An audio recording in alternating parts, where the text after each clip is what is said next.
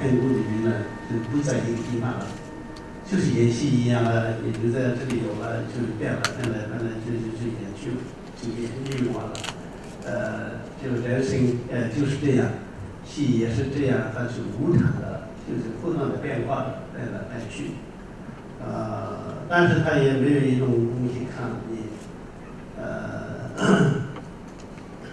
就是个戏也一样，你看这个一群鸟飞过去天空啊，飞过去以后，它影子有吗？就没有嘛，就是这样，就是我们人生也是这样一个演戏一样，演了以后就完了，是不是？所以这里面是讲的一个重要的一个问题，就是无常。那我们看看我们历史的一些电影里面，拍电影里面，历史这些人现在一个都不见了，也没有影子了，是不是？将来我们在可能在这里50年以后，这里多人也不见了，是不是？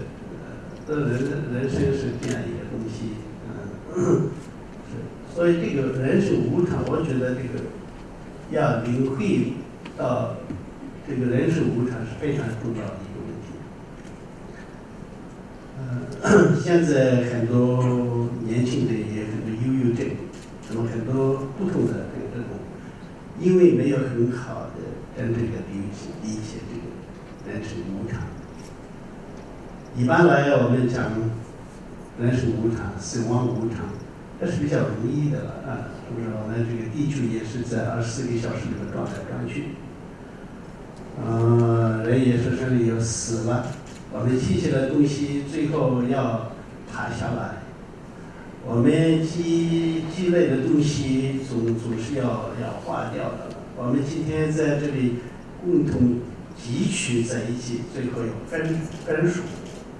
这是一个我们这个轮回的一种特点，就是这样一个生活里面，这样一个戏一样的，我们在生活中但是其中很重要的是我们怎样的面对这样东西，各种问题，这一次我在德国的时候就打电话，有一个很年轻的一个女儿20几岁，她要得了cancer，她要死去。然后他不接受死去，为什么我这样20几岁要死？我不接受，很痛苦，非常痛苦他帮他不是了，另外一个就帮我打电话。这些比较怎么说呢？西方比较发达一些国家，这个就不喜欢，他们也不喜欢这种死亡的东西，这些都是从来不喜欢想的。也不喜欢听的，这些年轻人从来没想过这一种死亡的东西了，看到在画画的这个事情里面，就这样就过去了嘛。那突然来到一个这样，癌症就几个月就死去，那很突然就很痛苦，就没办法接受了。那我只能讲，假如有一个佛法，是不是有一定的这个你？无常的观念修过的，那可以接受的，但是呢，我觉得这些都不是佛教徒，所以我这里讲，你去看看你周围的比你年轻的人，肯定有死的很多，也许是很多病，也许是很多车祸，或许是各种各样的因缘有死很多了，他不是没有一个死的一个过程。所以这个是对人生无常，这个死的点无常，这个是很重要，就是。然后这个我们进一步比较深入的看我们生活的那个里面无常的出现很多东西，比如说学校的学生，他们在平时呢，他这个成绩很好了，但是呢，一些原因这次没考上去。或者他要求的一个第1名、2名，或者是没考上去，或许有些人甚至有自杀的现象，有听到在台湾有听到这样的新闻，所以这也没有了解到很好的这个无偿的，同时呢也是年轻的一些女朋友和男朋友和或者是你在工作岗位上已很有一个很好的工作，你突然失去了等等各种突然的没有想到的这种东西就出现，所以这是一个，所以当没有很好的了解，深的没有了解到这个无常，那真正社会里面出现的各种这种现象就没有无法面对，所以这个无常是非常重要。假如把无常很好的把心性好，了解好，用上到每一个我们生活里面，那就比少痛苦一些。比如说一个人手里拿有一个很珍贵的东西，你不小心破掉了，那更重要的东西很值钱的，你很心里很痛苦啊，但是呢，你真正了解、深入的了解到你这个无常的事情这个道理很深入的了解了你，那比那个没有想到比痛苦少了很多，痛苦少很多。然后这些呢，也可以避免这些各种自杀等等可恶的现象，或者很多各种心理的病，这种都可以免除。所以这是我常常讲这个人生无常，这也不是一种佛教徒的一个课程，这是一切有生你生在这个地球上以后，不管是你什么样的教法，你一定要很好的了解这个，你不了解这个的话，那就不能很好的面对这个我们现实的社会。所以这是一个很重要的一个我要提的一个问题。那刚刚这个周延平讲的生平里面，也是很小的时候学校里很艰难的工作这是很重要。他成功只是也艰难。现在很多年轻的人就不想享受，不能艰苦啊。那你不能艰苦的生活，你不能工作做不了。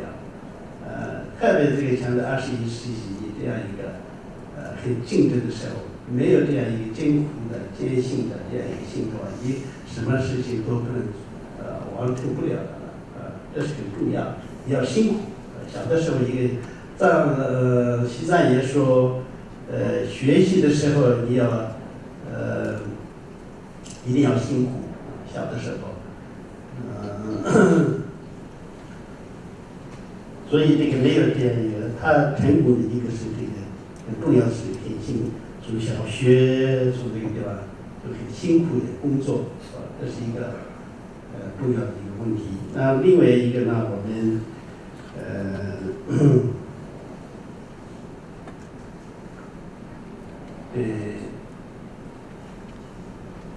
南传佛教还是大乘佛教，藏传佛教都是一样都是这个佛教徒根本的，它就是因果嘛，因可果，这是都是一样。但是因果是怎样一个出现呢？它一个业力很重的话，那这个业力把它报业是这一世快出来了。那你的业力是比较轻，不同程度嘛，越重越快，这个不一定是等你前一生下一生或者前一生了。那特别是呢，主世几天诵读我们的主世现在是末法时期，说这个末法时期它以前的不一样了。比如说以前你做一个业，比如说有一个竹子这么一个来转的时间呢，今世呢你所做的业好坏都是一根草一样快出，这个报业了。所以说，你说对了，就是来世。所以今世嘛，所以现在呢，末法时期你做的好坏是报，就是这一生已经报的，不需要再来世了。这是一件事，解释一下。然后刚刚最后介到这个精神上的一个快乐和物质上的快乐幸福，这个两种这个是很重要。所以一次我的父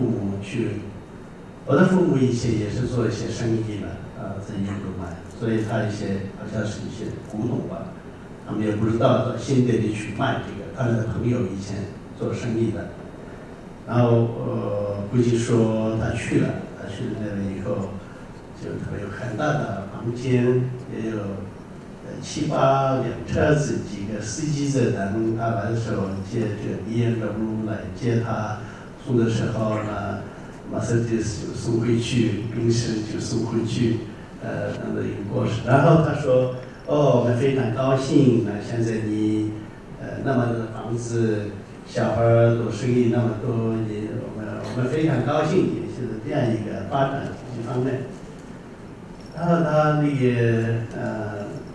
已经他80多岁了然后他说，George 平时我的父亲他们叫 George 查龙，所以 George 现在我们很高兴，高兴了。虽然我们有这样的财产，但现在呢，咱们小孩都要吵闹，要打官司，我们不幸福了，就是这样就不幸福了，我们就痛苦。所以，假如这样一个现象，那就我们的人生为了都是一个幸福的事情嘛，是不是？为了一个很多就是一般来讲，世界上的很多人，他们对辛辛苦苦，农民也好，牧民也好，为了做辛辛苦苦，为了一个他的小孩就是要痛苦一点，他们所以比较幸福一点，为了这样来工作，那结果呢，当然就经济上、物质上的幸福是最重要的。现在物质生活这个世界是一个对物质的基础上需要不能离开了，但是呢，光是为这样辛辛苦苦做工作，睡也睡不够，这也是没有很多时间这样的辛辛苦苦工作，这样过去，然后你精神上就不痛苦，那就这个人生就没有意义了，是不是？所以我们要有精神上的幸福和物质上的生活，应该有平衡，你这个才能够得到一个可以说是一个幸福的生活。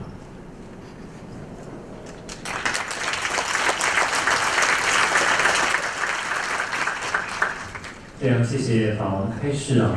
法王告诉大家，生命无常如青云，有生之命如看戏。所以呢，唯有我们对于生命的无常呢，有清清楚楚的一个认知跟了解，我们在面对生命中一切的悲欢离合、生离死别的时候，我们才能够去减轻心中的那份痛苦。如同法王所说的，鸟飞过去了，就看不到任何的影子。我们知道，在宋朝的时候我们的大文学家苏轼还有这样的一个体验。他怎么说呢？他说：“人生到处何所似，恰似飞鸿踏雪迎。泥上偶然留指爪，鸿飞哪复计东西。”是的，在人生的长河当中呢，我们的人生是在时间的长河当中，其实人生是很短暂的。所以，你希望你的人生能够留下什么？给社会带来什么？为什么要提这个呢？因为再来，我们所邀请的第二位来宾我们都知道我们的宽姐因为前一阵子的新闻我也不好意思说是什么新闻，但是呢，因为这个新闻宽姐在我的心中就奠定了一个非常重要的角色。原来她是现代侠女的典范，很棒，真的是现代侠女的典范是，那其实呢，大家知道吗？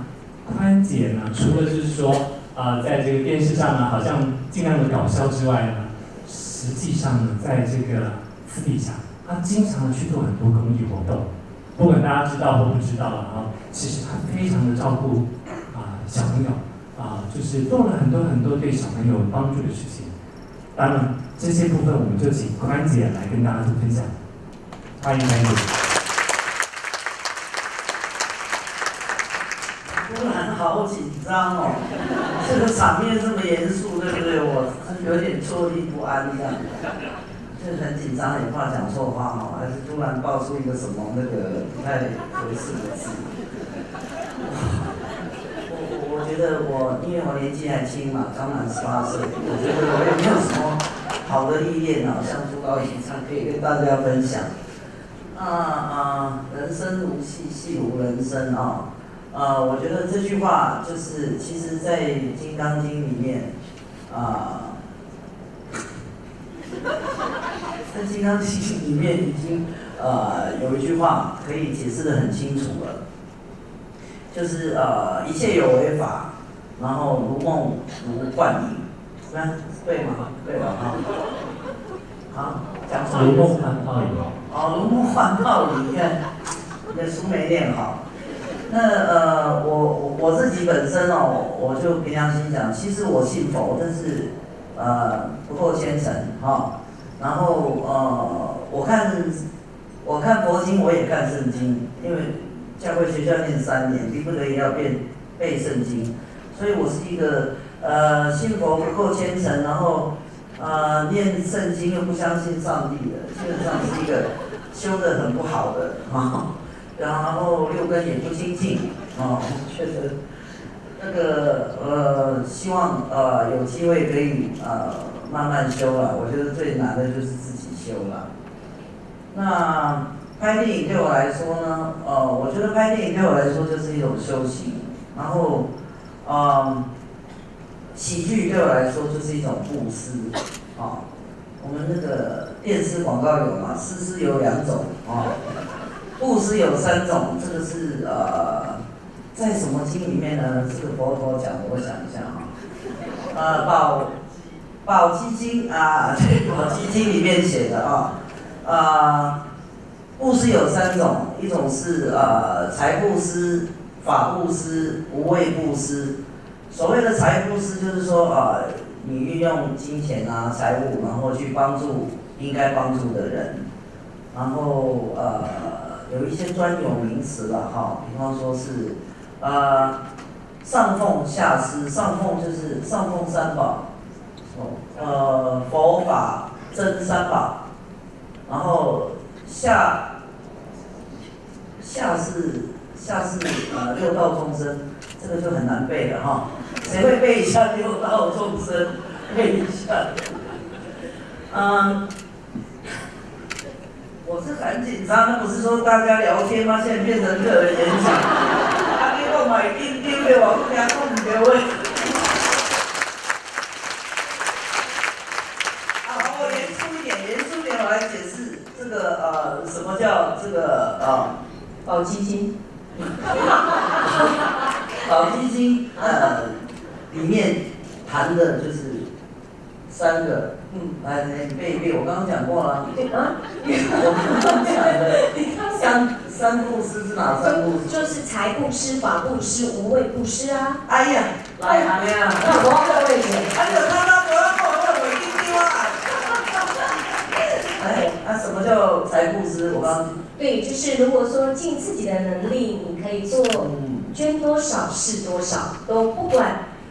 捐多少钱，但是你的起心动念，你的善心是功德无量大。没赖。法布施呢，就像老王这样传法，让大家知道弘法，对。传教是基督教供。就是运用智慧对，去弘法，对，这也是一种法布施。比方说，现在这边是台大，法王不知道这边是台湾的最高学府。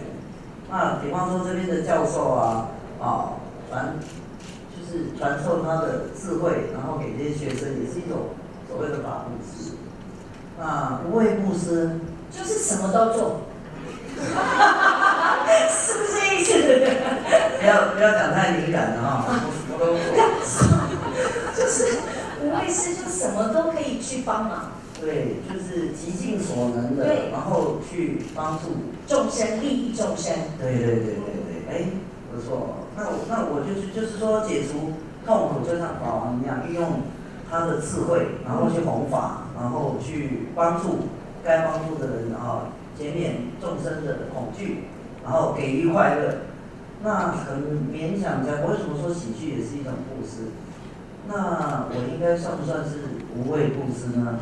那你用好，我的意思是说，我就是这是无畏布施是我的期许，我的目标，对不对？拍喜剧，对不对？就是带给他欢乐，对，带给大家快乐嘛，这是做功德哎。对啊，但是现在有一个很重要，就是说布施呢，不是施舍，布施呢，基本叫做是分享，分享。爱了几年哈，我们这边几年哈。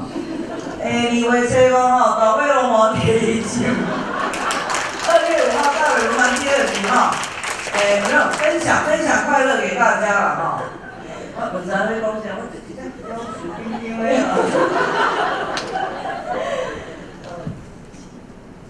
啊。我们非常谢谢关姐哈，关姐很谦虚啦，所以呢，特别就是帮小朋友做的事情，她一个字都不肯讲。他呢就是可能背了很多稿子，但是这个稿子到了现场的时候呢，面对大家严肃的表情真的呢这个心里也会紧张当然，这个关姐呢其实是我们说在这个电影界在演艺圈其实已经历练非常多的大风大雨了那我刚满18岁。可以呼风唤雨。对，是非常有分量的。金价喜话剧也体重很重。对，这样聊一聊，那比较不紧张嘛。最近因为要被恭喜了。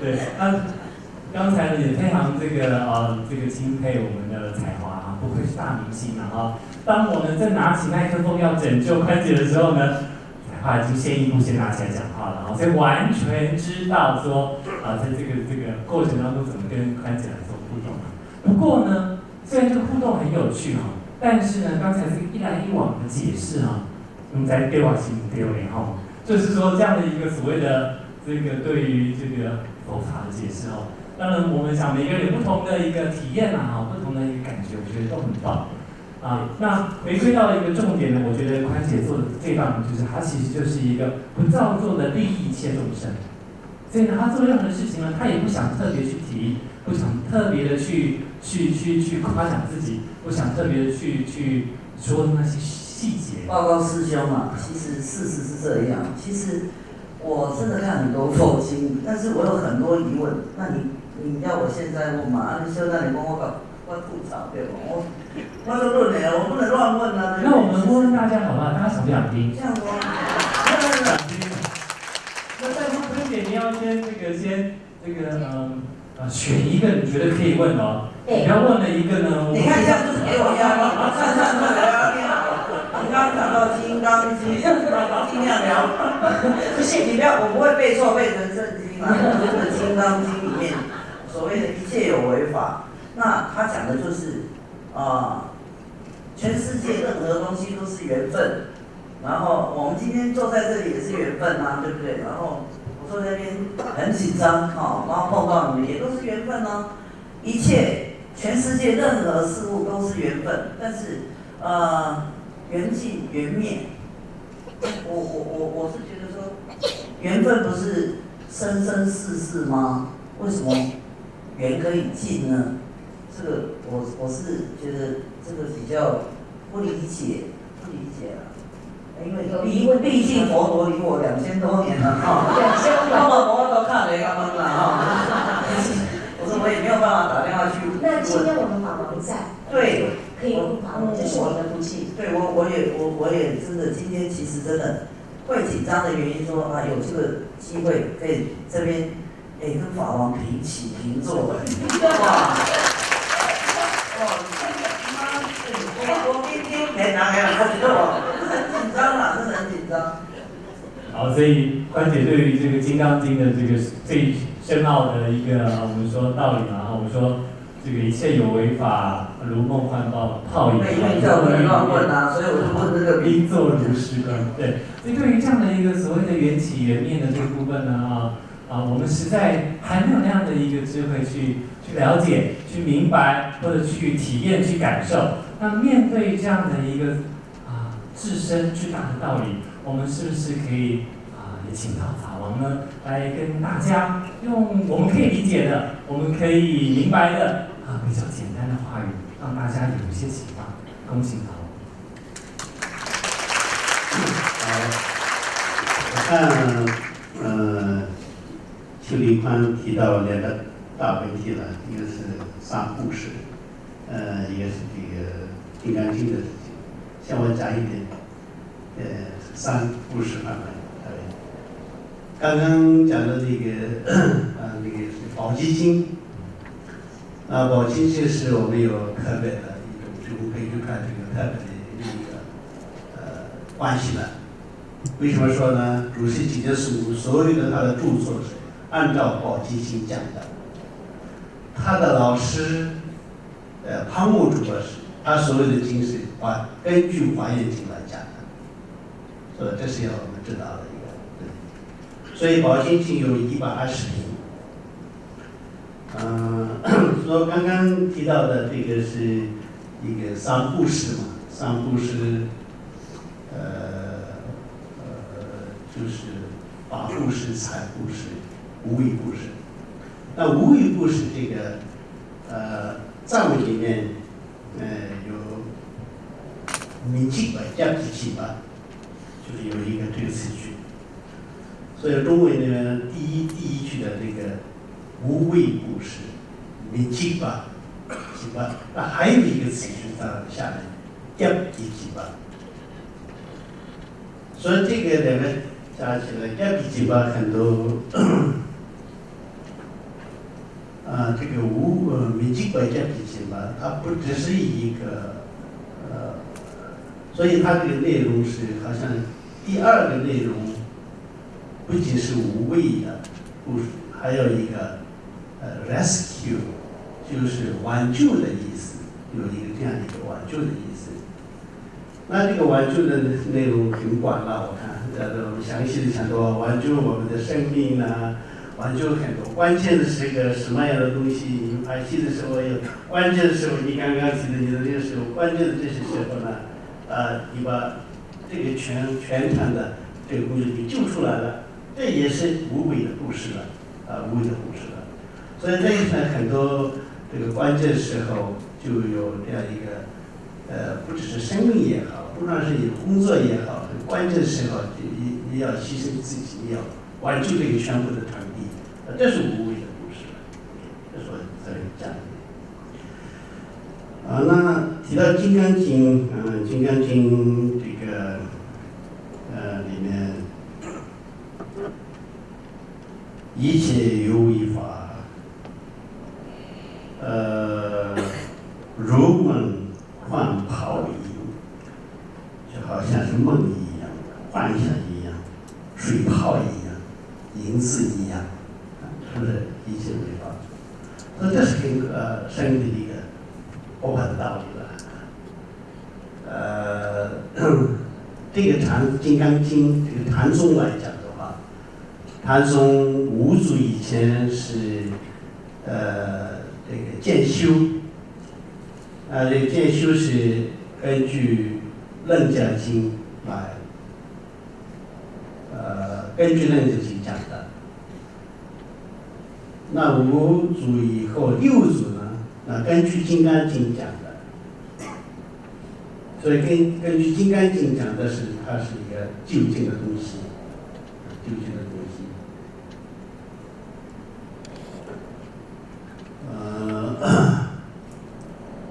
所以我们这个演戏，说演戏很多演出在场面上，很多你面具也好，很多不同的衣服也好，很多的这个乐器以及你的动作各种这样一个剧去来，就演来演去，这是一个戏嘛，就是戏变成了一个戏嘛。